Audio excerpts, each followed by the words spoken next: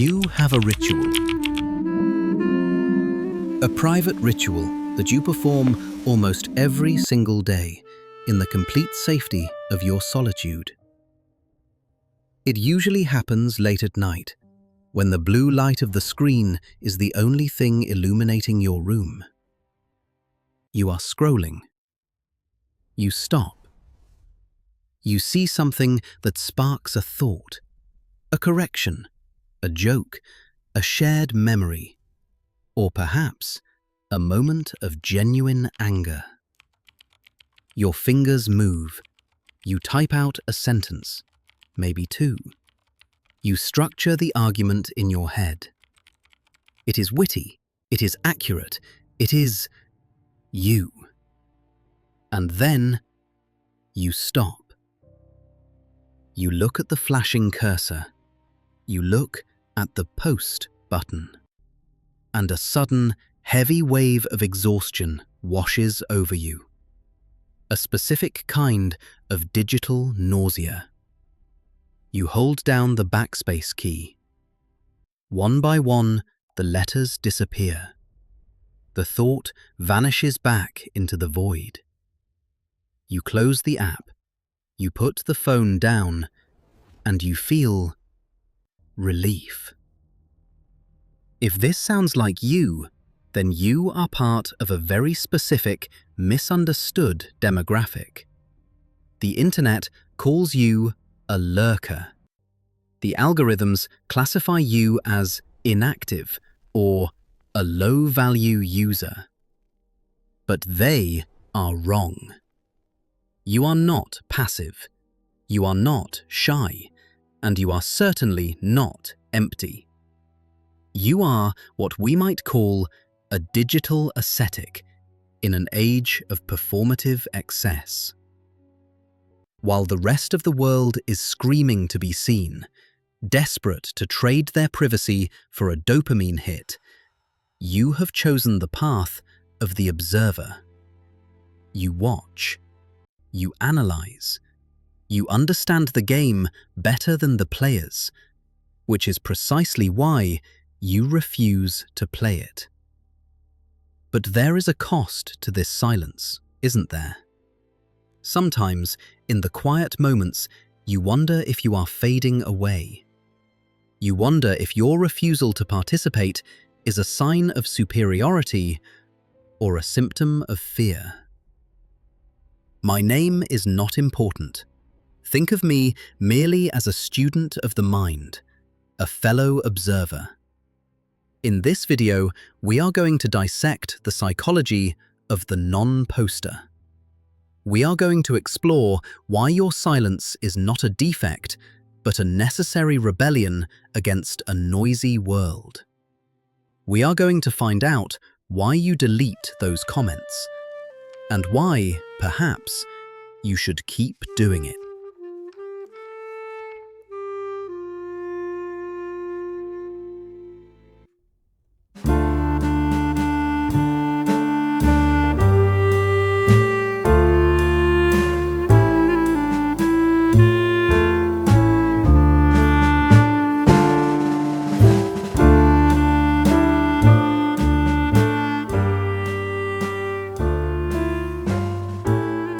To understand why you pull back, we must first look at what you are pulling back from. We live in an era that operates under a tyrannical rule. Visibility is existence. The modern world tells you that if an experience is not shared, it did not happen. If a thought is not tweeted, it has no value. If your face is not seen, you are not relevant. The algorithm punishes silence. It demands that you constantly feed it pieces of your soul, your breakfasts, your vacations, your tragedies, just to prove that you are alive. And because you refuse to do this, you may feel a quiet, gnawing shame.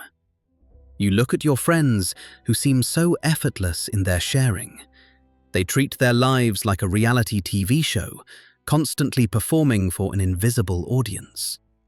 And you think, what is wrong with me? Why is it so hard for me to just press send? Let me act as your defense attorney for a moment. I am here to tell you that your hesitation is not a defect. It is not social anxiety. It is not a lack of confidence. It is an act of preservation. You are experiencing what philosophers might call the nausea of commodification. You see, the moment you post a picture of a sunset, that sunset is no longer yours. It becomes a product. It becomes a statistic. It becomes a vehicle for likes and validation. It ceases to be a memory and starts to be a performance. The reason you delete those drafts is that a part of you, the deepest, most authentic part, recoils at the idea of selling your private moments to strangers who do not care about you. You are not hiding, you are protecting. You are intuitively practicing a form of digital asceticism. While the performers are exhausted, constantly curating a fake version of themselves to please the crowd, you have remained whole. Think about it. By keeping your thoughts to yourself, you grant them a weight that public posts will never have. Your silence is not empty. It is heavy with meaning. It is a boundary you have drawn around your soul to say, "This belongs to me. This is not for consumption." So, the next time you feel guilty for being a lurker, remember this. In a world that cannot stop screaming, the only true rebel is the one who remains silent.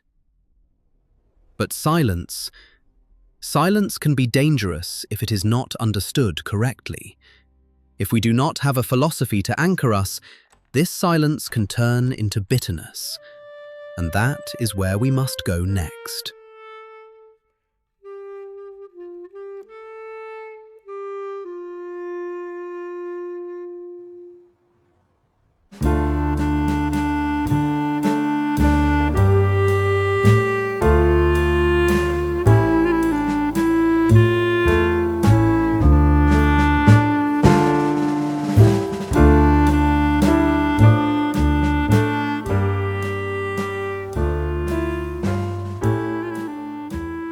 Let us go deeper. To truly understand your silence, we must move beyond the social dynamics and look into the machinery of the mind itself. We must identify the hidden variables that govern your refusal to speak. The first variable is a concept derived from the philosopher Michel Foucault, the panopticon. Imagine a prison where the cells are arranged in a circle, and in the center there is a watchtower. The prisoners cannot see inside the tower, but the guard can see every prisoner. Because the prisoners might be watched at any moment, they constantly police their own behavior. Social media is the ultimate digital panopticon. But here is the twist: there are no guards. The prisoners are watching each other. When you type a post, you are voluntarily stepping into the cell. You are offering yourself up for judgment. You are performing for an invisible jury.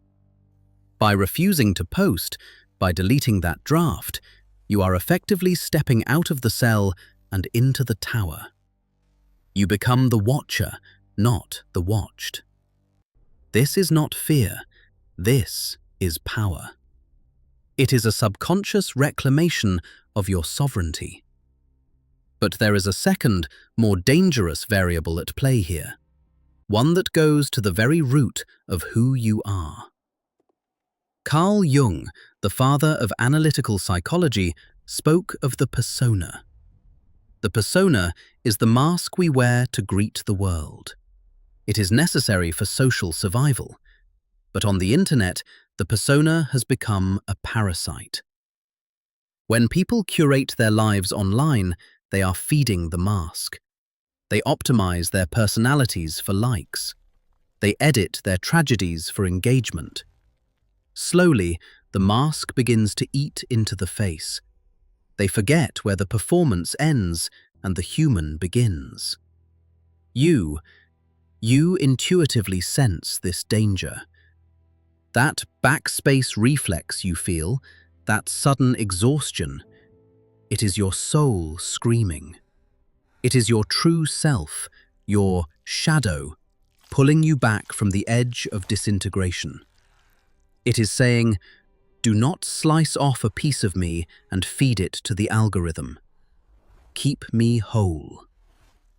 You are protecting the sanctity of your inner world. In alchemy, there is a stage known as the nigredo, the blackening. It is a phase of decomposition, of darkness, of silence. The modern world fears the nigredo.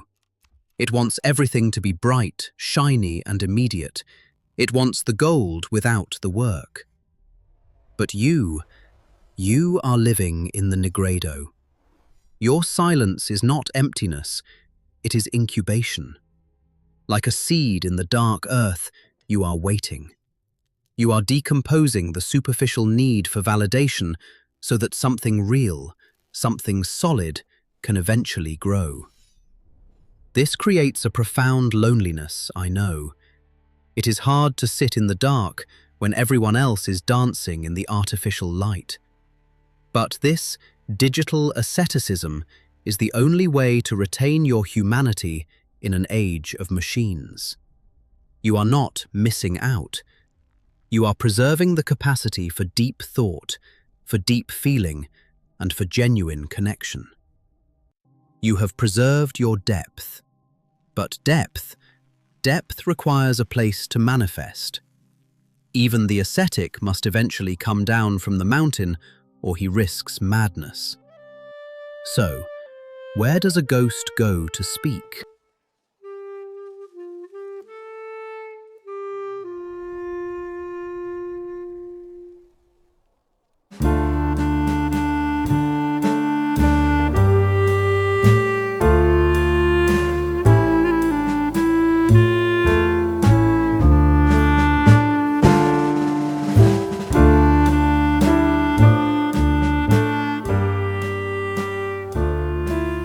So, here is my proposal. You do not need to change. You do not need to become loud. You do not need to join the circus of noise out there. But no man is an island, even if he enjoys the view. Think of this channel not as a stage, but as a sanctuary, a quiet library at the end of the internet. Here, the rules of the panopticon do not apply. If you recognized yourself in the backspace reflex, if you are currently living through your own nigredo, I invite you to leave a trace below. You don't have to perform. You don't have to be witty. Just write down the thought you are going to delete today. Or simply write, I am here. Turn the comments section into a confessional. Proof that while we may be silent, we are not alone. My name is Peter, and I am just a student of the mind, walking this path with you. Until next time, endure the silence.